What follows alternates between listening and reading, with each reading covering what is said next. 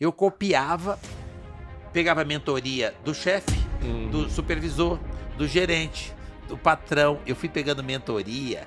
Gente, eu ficava copiando o que eles faziam e eu nunca me considerei menos inteligente. Então eu copiava, repetia, não reinventava a roda não. Eu fazia exatamente o que eles faziam do meu jeito. Trazia para minha realidade, dentro da minha possibilidade e fazia aquilo que eu via dando certo, como eu via na favela.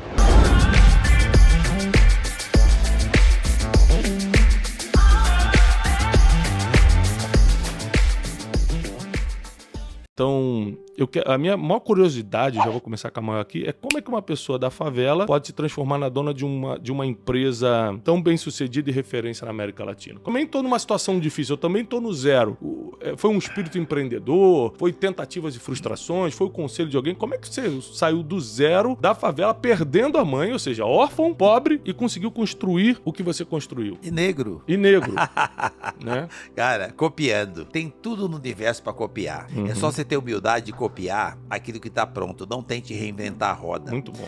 Você falou dos meninos da favela, 1% mesmo ou menos que se perderam. A maioria põe uma marmitinha nas costas e vai buscar o pão de cada dia. Por que eu copiava? A mamãe falava, copia, tá tudo pronto. Por que eu copiava os meninos que não se perdiam, que carregavam a marmita e não os que se perdiam? Não é porque eu era mais honesto, mais esperto, mais inteligente. É que eu ficava copiando e eu ficava prestando atenção. Os meninos que faziam certo não tinham problemas fatais, duravam mais.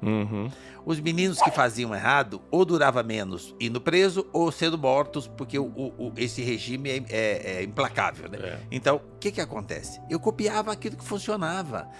Como é que eu ganhava dinheiro? Os meninos que trabalhavam tinham um chinelinho melhor, tinham uma roupinha melhor, então eu fui trabalhar. A catar latinha, cara, isso é o de menos. Qualquer coisa que você fizer na vida dá dinheiro. Eu entendi que era possível. Onde é que eu copiei o empreendedorismo? Olhando a minha mãe. A mãe é uma empreendedora nata. Ela cuida de um monte de filho. Ela não fica olhando aquele que dá mais trabalho. Ela cuida de todos igual. Cuida até um pouco mais do que dá trabalho. Atende todo mundo. Serve todo mundo. Protege todo mundo. Para mim, empreendedorismo é isso. É esse papel que a mãe faz. E eu recebi... E uma coisa que eu aprendi, Thiago, que essa moçada precisa aprender. Receber a primeira mentoria dentro de casa. A mãe. Isso. Ouça a mãe. Depois ouça o ajudante dela, o pai. Cara, olha que você ouvir essas duas pessoas, que a mãe, família é base de tudo, gente. E a base de uma família é a mulher, é a mãe. Depois tem o pai que dá sustentabilidade, equilíbrio pra isso. Olha que você aprender a ouvir essas pessoas que te deram vida, que você acha que tá ultrapassado porque você tem a porcaria do smartphone, porque você tá chamando o Google de Deus. Perdeu a noção? Perdeu a referência de valores? Eu aprendi aí. Então, o que eu fiz? Um passo de cada vez. Vai trabalhar. O que eu ganhava, eu comecei a me tornar um cara muito importante, que eu conseguia pôr café da manhã em casa. Pra mim, ser importante é quando você faz alguma coisa pelo outro. Opa, já é um valor. É, valores. Eu fui forte nos meus valores. Todas as vezes que as pessoas me perguntam, de onde é que você tira a força? Dos meus valores, da base, da fé, da solidariedade. A gente pegava resto de feira para comer e preparava aquilo e ralava para dividir com os vizinhos, para eu aprender que naquela condição eu já podia ajudar o próximo. Solidariedade por causa de pandemia, não, eu já era solidário lá atrás. Ser negro e pobre na favela, pobre, minha mãe falou que aquilo eu podia mudar. Só depende de quanto tempo eu estava disposto a trabalhar. O dia tem 24 horas e o povo quer trabalhar 8 e não funciona. É você ser locomotiva. Quem doa é locomotiva. Então, cara, não subestime quem está recebendo a doação, que ele também é locomotiva, mas que nesse momento ele está precisando. Você como locomotiva. Então, se tiver pesado e você estiver tendo que doar, agradece, é porque você é locomotiva. Eu nasci rico, com sorte, com sucesso, com acesso à prosperidade. Eu só não tinha o dinheiro. Mas se você trabalhar 16 horas por dia, não tem pobreza que resista a isso. E você começa a ter acesso ao dinheiro. E com detalhe, de vez em quando, desde pequeno eu faço isso. Quando eu começo a ganhar um dinheirinho, eu me deparo com o espelho, com o patrimônio que eu conquistei, com os bens materiais e comigo, para ter certeza que o que eu conquistei não ficou maior que eu. Quais são os nossos valores? Os meus valores é o de base. É o da família, é o da fé, é do Deus que está dentro de cada um. O dia tem 24 horas. 8, ninguém precisa nem 8 para dormir, né? Quem precisa de muito precisa de 8. Sobraram 16. Por que as pessoas acham que ela vai dar uma direção material na vida trabalhando 6, 7, 8? Não funciona. Ah, mas a lei... Não, eu tô falando...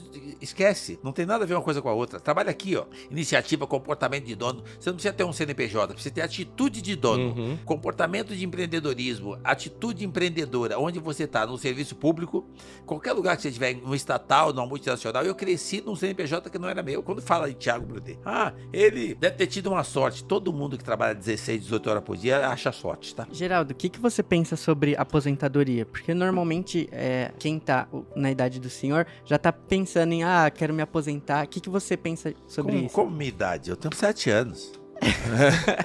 É que você está considerando a cronológica, eu considero a mental. Eu mentalmente tenho 7 anos.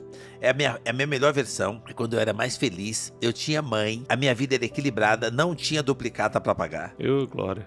Era tranquilo. Então eu carrego isso comigo a 7 chaves. Então, na realidade, aposentar, para mim, é uma coisa que fizeram no papel e quem fez, deve ter feito por algum motivo naquela ocasião, naquela situação, e muito voltado para essa coisa do serviço público e tal. Precisa ter leis para regulamentar isso.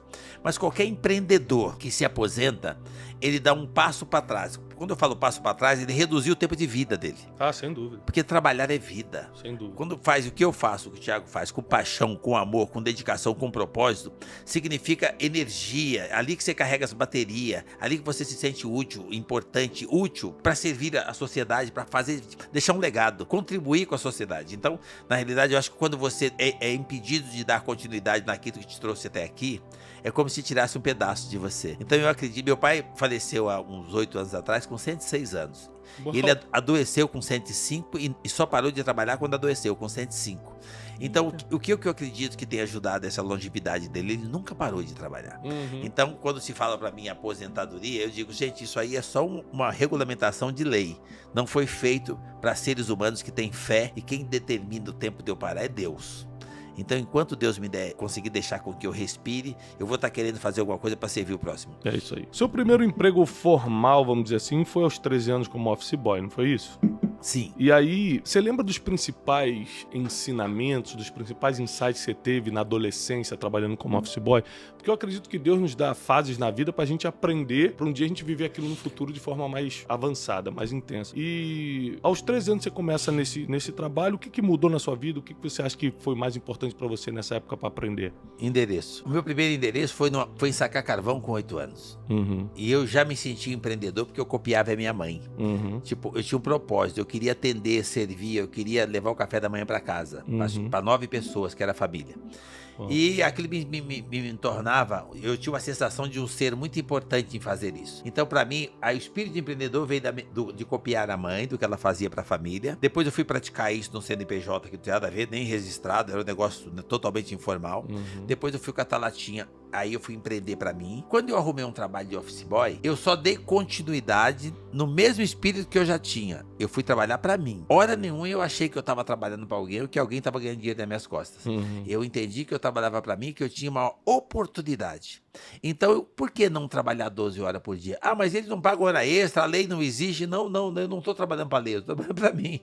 E eu comecei a me dedicar nesse lugar. Alguém percebeu, e era uma comunidade judaica, alguém percebeu e me deu mais trabalho. Eu executei aquilo com orgulho danado, entendendo que se estavam me dando mais trabalho, é porque confiavam em mim. Então eu fiz mais e me deram mais trabalho. Mas na terceira vez que me deram mais trabalho, me deixaram um espaço para eu conseguir ter até mais, mas eu tinha que buscar, deixavam eu ganhar. E lá eu comecei uma carreira empreendedora no CNPJ que não era meu. Lá eu nunca quebrei, eu quebrei 6 vezes, mas lá não. Lá eu só cresci porque eu não tinha passivo, eu só tinha ativo. Eu copiava, pegava a mentoria do chefe, do supervisor, do gerente, do patrão. Eu fui pegando mentoria. Gente, eu ficava copiando o que eles faziam e eu nunca me considerei menos inteligente. Então eu copiava, repetia, não reinventava a roda não. Eu fazia exatamente o que eles faziam do meu jeito. Trazia pra minha realidade, dentro da minha possibilidade e fazia aquilo que eu via dando certo, como eu via na favela. Então, na realidade, quando eu comecei a trabalhar nessa empresa com 13 anos, eu só trouxe os ensinamentos do que eu copiava lá atrás. Os valores da minha mãe que eu ensinei, que eu aprendi com a família, né? Sempre forte dos meus valores, fazendo aquilo que eu acho que é justo.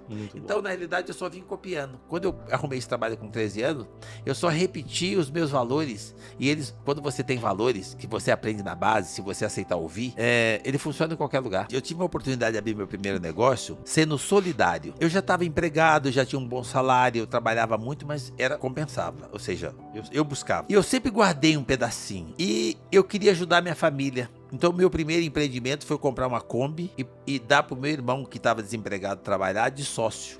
E o que ele produzia, tirava o salário dele e dividia a diferença. Foi a primeira vez que eu resolvi investir, eu estando no CNPJ com estabilidade, e o meu dinheiro eu investi no empreendedorismo, mas sem tirar o pé do chão. E fortalecendo o que eu mais dou valor, que é a família. Então, o meu primeiro negócio foi comprar uma Kombi junto com o meu irmão, para que a gente pudesse transportar. E nós começamos dali uma transportadora, tipo uma transportadora informal. Compramos uma segunda Kombi e assim sucessivamente. Mas tudo que eu fiz a nível de investimento, no início eu fazia através dos meus.